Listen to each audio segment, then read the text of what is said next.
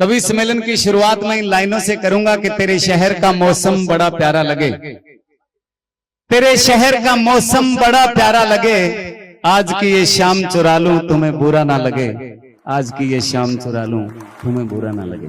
मैं कलेक्टर साहब भगवान के पास गया एक दिन 5:15 का प्रसाद चढ़ा के लाफ्टर शो में आते आते भगवान के पास गया। भी मेरे पुराने बहुत दोस्त है, गांव के, बचपन के, गंगानगर नौकरी की, चंडीगढ़ नौकरी की, वहां के बड़े दोस्त है। पर टीवी में आने के बाद नए दोस्तों की फरमाइश करने 5:15 का चढ़ाया प्रसाद, रमका है भगवान मेरे को नए दोस्त दे। तो उसके बाद उन दोस्तों की वजह से आज यहाँ खड़े हैं हम। आदरणीय बाबूलाल जी, एडो मोटो बाबू मैं कौन देखियो भाई साहब, मैं 22 देश घूम आयो और एडो बाबू मैं कौन देखियो आज तक। बाबूलाल जी के बाद इधर बैठे हैं विनीत बिश्नोई, पृथ्वी जी खिचड़, देवेंद्र भाई जी, फिर लाफ्टर शो में प्रताप जी मिले, फिर सुरेश अलबेला जी मिले, फिर ये बोड़ू मिला। तो मेरे को बड़ी टेंशन सी हुई। मैं भगवान के मंदिर में दोबारा गया, मैंने कहा परमात्मा ये क्या किया मेरे साथ। बोले बेटा 5.25 रुपए के प्रसाद में तो ऐसे गोगड़ बिल्ले ही मिलेंगे, तू कहा दोस्ती की फरमाइश कर रहा है। मैं कहा दिनेश जुनेजा घूम रहे हैं, हमारे पीआरओ साहब आए, हमारे अमित साहू जी है, ऐसे कोई स्मार्ट से दोस्त देने थे। तो बोले बेटा ये 1.25 मणी आड़ा है, कम कम तन 1.25 मणी बोलनी पड़ेगी जब ऐसा दोस्त मिलेगा। अच्छा बाबूलाल जी के यूनिवर्सिटी का इतना रोब है, प्रताप जी को फोन किया, सोचा भी बाबूलाल जी ने सोचा भी यूनिवर्सिटी वाले तो अंग्रेजी बोलते होंगे, और प्रताप जी को फोन करते ही बोले could I speak to Pratap Singh. आगे फिर सरदार प्रताप सिंह था। तो बाबूलाल जी बोले could I speak to Pratap Singh, कहते हाँ जी स्पीक रहे हैं। कहते बाबूलाल स्पीकिंग फ्रॉम एसकेडी, कहते हाँ जी स्पीको। कहते जी आ जाओ आपका शो करवाना है। बोला जी आ जाते हैं, और कौन आ रहे हैं। कहते जी सुरेश अलबेला, अरुण जेमनी जी, ख्याली जी, चड्डा साहब, राजपुरी जी। अच्छा तो बाबूलाल जी ने कहा जी पैसे वैसे सेवा बताओ। कहता सेवा की है जी, तुसी भराओ उन्होंने जो दे रहे हो 100 रुपए घट दे देना। तो बाबूलाल जी सियाने आदमी बोले जी उनको तो हमने 100 में बुलाया है, आप तो आ जाओ। हमारे यहाँ कलेक्टर साहब पिछले साल ना गेहूं बहुत कम हुई तो तूड़ी कम हुई, पशुओं के लिए चारा नहीं था। अब हरियाणा से मंगाना शुरू कर दिया हमने। जब हरियाणा गवर्नमेंट को पता लगा तो हमारे उस तूड़ी पे बैन लगा दिया। अगले महीने मेरा इशार प्रोग्राम खट्टर साहब आए हुए थे। अब मैं कहा यार ये मांग उनसे कैसे करें, तो मैंने फिर धमकी मारी। मैंने कहा साहब हमारे हनुमानगढ़ जिले की 1000 लड़कियों का रिश्ता हमने हरियाणा में कर रखा है, हम सारा कैंसिल कर देंगे, क्योंकि तूड़ी नहीं तो कुड़ी नहीं। तो लेकिन ये जो तुम फोटो खींच रहे हो ना, जमाना गया, अब नया जमाना आ गया। अब हम पुरुष तो कम करते हैं यूज, लड़कियां ज्यादा करती हैं। अब इनको फोटो खींचना हो,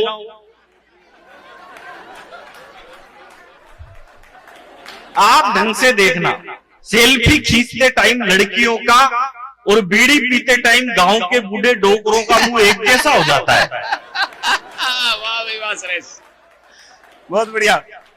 और मैं जिंदगी में सब करता हूं, लेकिन बीड़ी पीने वाले आदमी का बिल्कुल भी भरोसा नहीं करता, क्योंकि वो बार बार एक ही बात कहता है, देख अग्नि हाथ में, झूठ नहीं बोल रहा। वाह वाह वाह क्या ऑब्जर्वेशन है। एक दिन मेरी लुगाई मेरे लिए खाना बना के लाई, तो मैंने कहा ये तेने कौन सा खाना बनाया, कौन सी सब्जी बनाई, इसमें तो स्वाद ही नहीं आ रहा।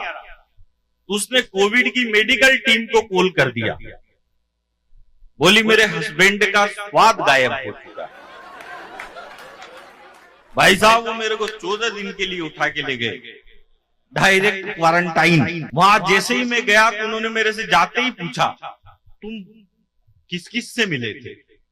मैंने भी छूटते ही कहा मेरी लुगाई से, मेरी साड़ी से, मेरी सासू से, मेरे ससुर से। मैंने भी पूरे खानदान को अंदर करवाया। मस्त रहना चाहिए भाई साहब के दुनिया में, ऐसे ही बहुत सारी टेंशन पड़ी है। मैं तो इंटेलिजेंट आदमी, देखो हम कवि क्या है, हम कवि 50% पागल होते हैं, क्योंकि 100% पागल तो वो होता है जो हमें बुलाता है। मस्त। मैं तो एक दिन एक दुकान पे गया, मैंने दुकानदार से कहा, मैंने कहा भाई साहब एक काम करो 5 किलो चावल दो। वो बोला किसमें लेके जाएगा? अरे मैंने कहा थैला लेके आया हूँ उसमें लेके जाऊंगा। उसने 5 किलो चावल थैले में डाल दिए। मैंने कहा एक काम कर 5 किलो गेहूं भी दे। वो बोला ये किसमें लेके जाएगा? मैंने कहा इसी में मिक्स कर दे, मेरी लुगाई फ्री है, भीड़ती रहेगी, तेरे को किस बात की टेंशन है। उसने दोनों एक में मिक्स कर दिए। अब मैं जैसे ही थैला उठा के जाने लगा तो बोला भाई साहब पेमेंट। मैंने कहा पेमेंट अगले साल। बोला मैं उधारी में धंधा नहीं करता। मैंने कहा नहीं करता तो तेरा माल वापिस पकड़ अपने, वो कई बात की टेंशन है यार। वो हम ही थे जो बचपन में बचपना भूल गए थे। वो हम ही थे जो 23 साल की उम्र में फांसी के फंदे पर झूल गए थे। वो हम ही थे जिसने विश्व विजेता सिकंदर के रथ को वापस मोड़ दिया था। वो हम ही थे जिसने गर्भ में शिक्षा पाकर द्रोणाचार्य के चक्रव्यूह को तोड़ दिया था। वो हम ही थे जिसने अंगारों पर चलने का साहस जुटा लिया था। और एक जड़ी बूटी मांगी थी किसी ने तो पूरा पहाड़ पर उठा लिया था। वाह वाह वाह वाह, क्या बात। अंग्रेज मुझसे बोला तेरे को इंग्लिश आती है? मैंने कहा यस। बोला कितनी? मैंने कहा बस। हालांकि ख्याली भाई इंग्लिश ज्यादा हार्ड नहीं होती। अच्छा, बस उसमें थोड़ा सा पानी ज्यादा मिलाना पड़ता है। हाँ फिर तो वाकई में हार्ड नहीं होती। उसके बाद वो भी सॉफ्ट हो जाती है। अंग्रेज बोला तेरे को इंग्लिश आती है? अरे मैंने कहा आती नहीं आती, तू पूछ तो सही।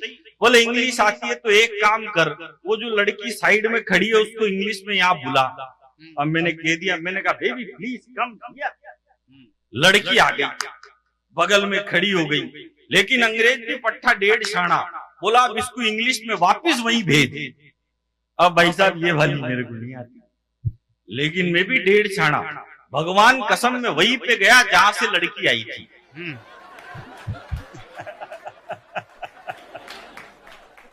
वहां जाके फिर बोल दिया प्लीज कम हियर। अब तो हमने इतनी तरक्की कर ली, हम चांद पे पहुंच गए। इसके पहले भी हमने एक बार ट्राई किया था तो हम चांद पे जाने से 2 किलोमीटर से चूक गए थे। तो ये सारे छोरे छोरी बावड़े हो गए। ये फेसबुक ट्विटर व्हाट्सएप पे लिखने लग गए, बोले हिंदुस्तान चांद पे जाने से 2 किलोमीटर से चूक गया, हमारा विक्रम चांद पे जाने से 2 किलोमीटर से चूक गया, हम चांद पे जाने से 2 किलोमीटर से चूक गए। अब मैं आपको बताऊं कलेक्टर साहब, हम 4 भाई हैं। जो मेरा सबसे बड़ा भाई है वो एमकॉम पास है और वो बेरोजगार। जो मेरा दूसरा भाई है वो एमबीए पास है और वो भी बेरोजगार है। जो तीसरा है वो एमए है, जो कोई भी कर लेता है, और वो भी बेरोजगार है। और जो चौथा है वो मैं केवल 5वीं पास हूं। और मैं हिंदुस्तान के हंसी के सबसे बड़े show the great Indian laughter challenge का विजेता हूं। बात ये कि जो बेवकूफ बोल रहे हैं कि हम चांद पे जाने से 2 किलोमीटर से चूक गए, हम चांद पे जाने से 2 किलोमीटर से चूक गए। अब एक बात बताओ, जब मेरे पिताजी को लाफ्टर चैंपियन पैदा करने के लिए 3 पड़ाव पार करने पड़े और ये एक बार नहीं बोल रहे, बोले हम चांद पे जाने से 2 किलोमीटर से चूक गए। वाह भाई वाह, सुरेश अलबेला जी मजा आ गया, बहुत ही अच्छा, बढ़िया लग रहा है आपको? आज तो मौसम ने भी खूब साथ दिया है। बाबूलाल जी आज प्रोग्राम शुरू होने से पहले ही है ना, पता नहीं मौसम विभाग के साथ इनकी क्या सेटिंग है, बादल बुदल 2-4 मंगवा के इधर उधर और फुहार फुहार। अब तो ठंड पड़ गई धरे, मतलब ठंड होगी। हाँ चलो बढ़िया। आइए आपको राजस्थान के बाद ले चलते हैं हरियाणा। और हरियाणा में कहते हैं बहुत ही हाजिर जवाब आदमी होते हैं। उनका बोलने का अंदाज, उनका स्टाइल, हर एक में हंसी होती है। मैंने एक बच्चे को पूछ लिया, मैं कहा बेटे हरियाणा का था, मैं कहा बेटे मुर्गी के अंडे में से बच्चा कैसे निकलता है? वो बोले अंकल निकलता है, वो छोड़, तो ये बता घुसता कैसे है? हनुमानगढ़ से शुरू होके चंडीगढ़ तक पूरा हरियाणा है, हर जिले के अंदर मस्ती है और हर आदमी वहां का मस्त है। थोड़े दिन पहले हम सोनीपत गए शो करने, तो दिल्ली एयरपोर्ट से जैसे ही निकले तो ऑर्गेनाइजर को फोन किया, जी कहाँ आना है? बोला सर आप चंडीगढ़ रोड पे चलिए, मुरथल से लेफ्ट मारो और सामने ही सोनीपत इंटर होगा, गंदा नाला पार करोगे, कच्ची बस्ती में हमारा ऑफिस। मैं ठीक है जी। अब हम मुरथल से मुड़े तो एक ताऊ धोती कुर्ता पहन के सड़क के किनारे खड़ा माइक लाल चौधरी चौड़ा हो गए। जैसे ही हम मुड़ते हुए पूछा, मैं ताऊ सोनीपत? बोला नहीं जाना भाई। अरे मैं कहा मैं सवारियां ढो रहा हूँ, मैंने तो कुदरती पूछा आपको। थोड़ा आगे गए, फिर एक ताऊ खड़ा, मैंने ठोकी राम राम। मैं कहा ताऊ राम राम, बोले राम राम। मैं कहा सोनीपत जाना है, बोले बेटा जाओ, पूछते पूछते जाओगा तू 3 दिन ही नहीं पहुंचेगा। मैं आगे फिर गया, नजदीक जैसे ही लगा कि हाँ यार ये शहर में एंटर होने वाला गंदा नाला आ गया, इसके ऊपर से जाना है, जो मुझे बताया था किसी ने। मैंने एक ताऊ को पूछा, मगर ताऊ गंदा नाला यही है? उसने मुझे गौर से देखा और बोले बेटा साफ करने आए हो? अरे मगर ताऊ मैं तेरे को नाले साफ करने वाला लग रहा हूँ, कुछ तो शर्म कर। थोड़ा आगे गया, एक ताई जी खड़ी थी, मेरे थोड़ी तसल्ली हुई। मगर यार हरियाणा के आदमी सब जवाब उल्टा सीधा दे रहे हैं, ये आंटी जी मेरे को बढ़िया मिल गए। मैंने कहा ताई जी राम राम, बोले राम राम। मगर कच्ची बस्ती यही है? बोले बेरा नहीं बेटा, टक्कर मार के चेक कर ले। तो वहां सारे ही एक से एक बढ़ के हैं। ऐसे ही उन हरियाणा के हर एक जो जितना बड़ा हंसी का आसमान है, उसमें से एक सितारा आपके लिए चुन के आए हैं। आपकी जोरदार तालियों के साथ हरियाणवी आइटम बम अरुण जेमिनी जी। हरियाणा के आदमी को हंसने के लिए कहीं जाना नहीं पड़ता। वो एक पुलिस के सिपाही को छुट्टी चाहिए थी, पहुंच गया एसएचओ के पास, बोले छुट्टी चाहिए। बोले बहुत काम है, छुट्टी नहीं मिल सकती। बोले जी छुट्टी तो मैं लेकर आऊंगा। बोले अच्छा एक सवाल का जवाब दे दे, छुट्टी दे दूंगा। बोले सवाल कुछ भी पूछ लो। बोले अच्छा ये बता, कटप्पा ने बाहुबली को क्यों मारा? वाह, ये अंतरराष्ट्रीय सवाल पूछ लिया जी। बोले ये बता, कटप्पा ने बाहुबली को क्यों मारा? बोले हो सकता है बाहुबली ने कटप्पा को छुट्टी देने से मना कर दिया। बहुत बढ़िया, यही कारण था। खाली भाई एक और को छुट्टी चाहिए थी, पहुंच गया एसएचओ के पास, बोले छुट्टी चाहिए। हाँ। बोले किस लिए? बोले जी मेरी शादी है। अब इस पे तो कौन मना करा कर बात। बोले अच्छा कितने दिन की चाहिए? बोले तो लुगाई देखने के बाद पता चलेगा। तो हम बहुत सहज हास्य में जीने वाले लोग हैं, क्योंकि जो मन में वो जुबान पे। वो एक मुकदमा चल रहा, तो एक ताई गवाही के लिए आई। अच्छा दोनों वकील उसी के गांव के। तो पहले वकील ने पूछे, बोले ताई मुझे जाना है। खूब जानू हूं, गुलाब सिंह का छोरा है तू, 1 नंबर का झूठा। तेरी लुगाई तक तो छोड़ के चली गई थी।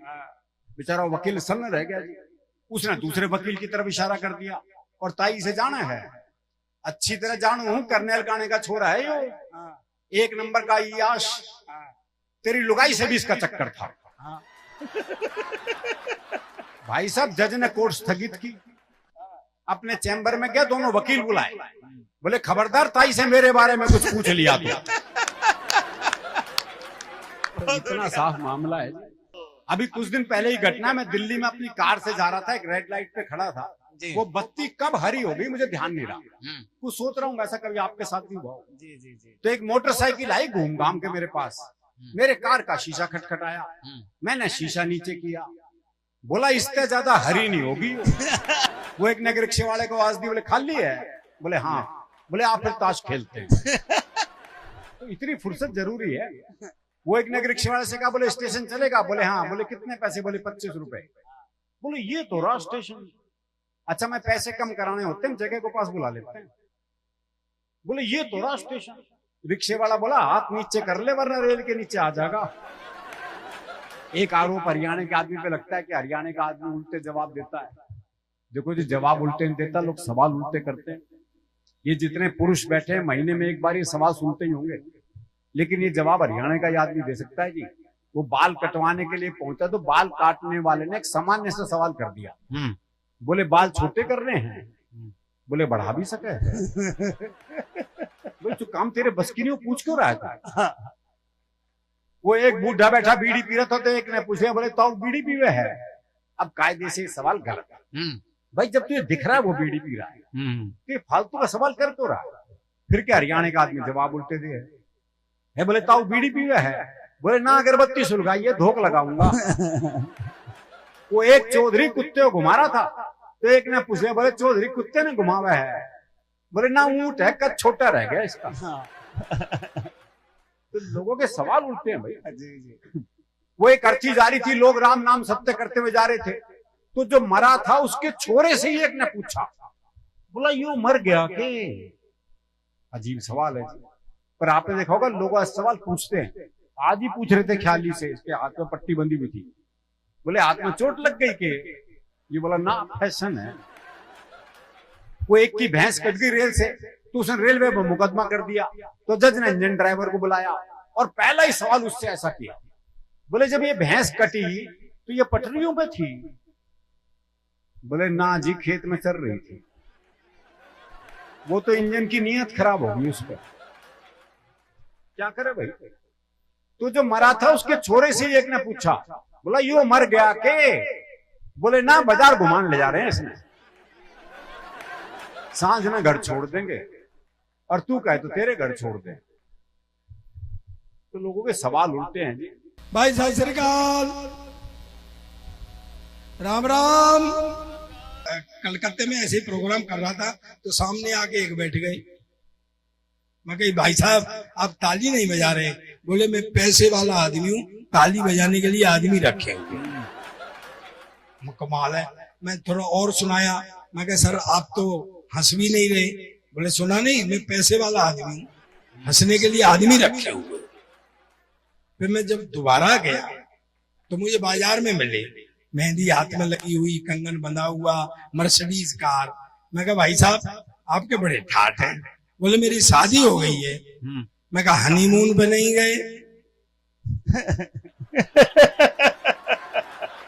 गांव में एक पहलवान आ गया, उसने कहा कोई कुश्ती लड़ो।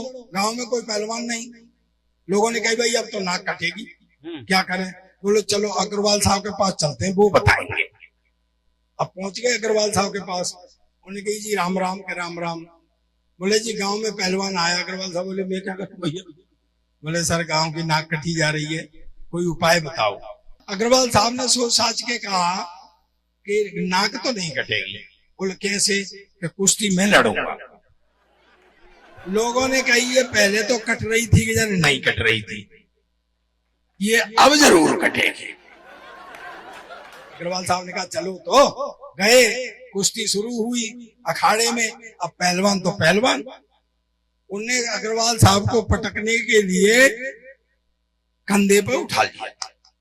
और गुरु सीन ये बना कि अग्रवाल साहब का मुंह पहलवान के कान के पास पहुंच गया। अग्रवाल साहब ने पहलवान के कान में कहा बेटे 5 लाख रुपए दूंगा, चित्त हो गया। पहलवान आंखें बदलने लग गया। बोले देख ले 5 कुश्तियों में नहीं जीत सकता। पहलवान की समझ में आ गई, उसने ऐसा उल्टा दाव मारा, खुद ही चित्त हो गया, गांव की नाक बच गई। दूसरे दिन पहलवान गया अग्रवाल साहब के पास। बोले लाओ 5 लाख। बोले काहे के?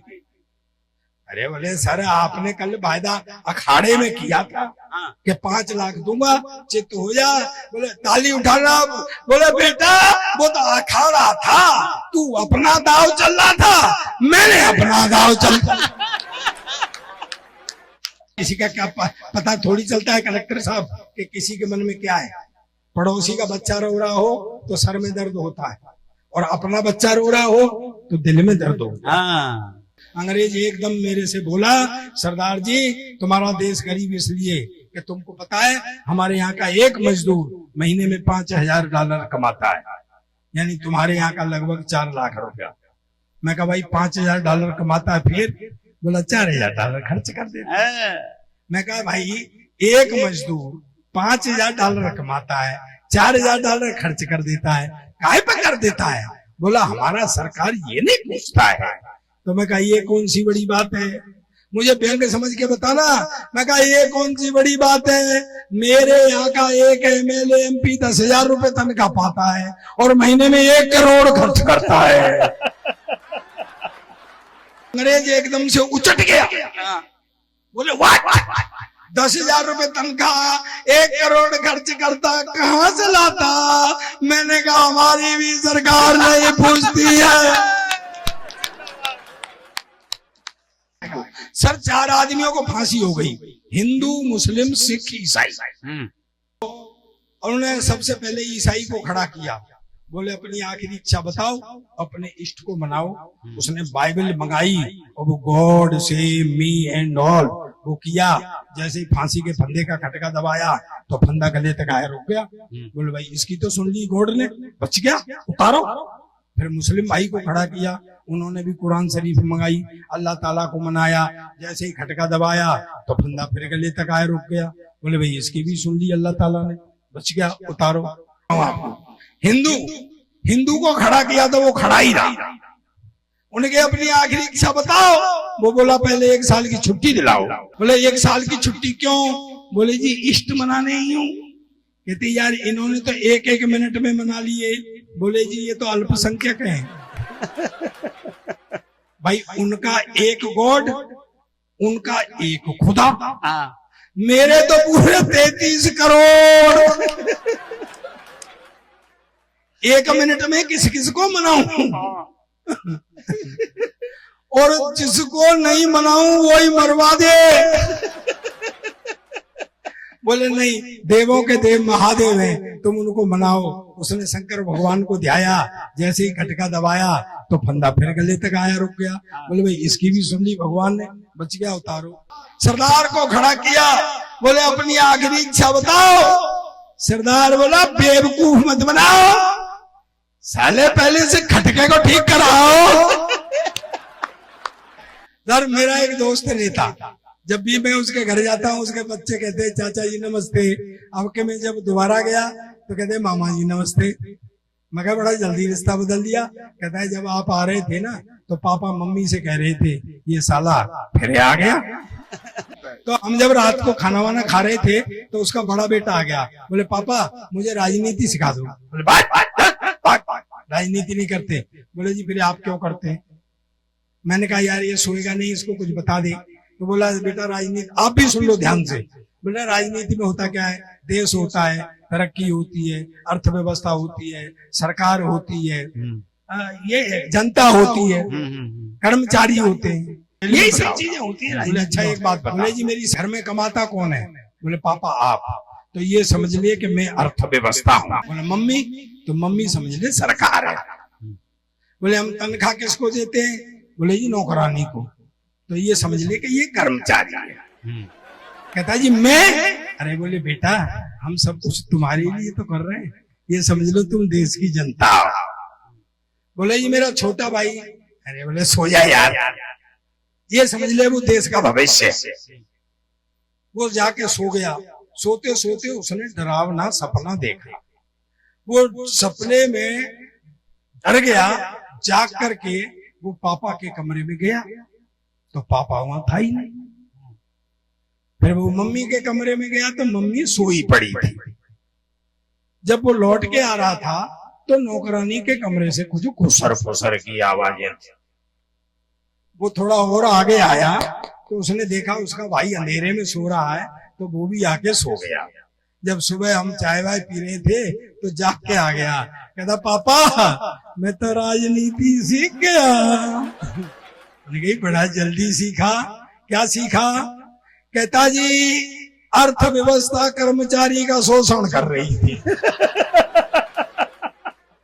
सरकार सोई पड़ी थी, देश का भविष्य अंधेरे में था और जनता बेचारी घड़ी घड़ी देख रही थी। जिंदाबाद।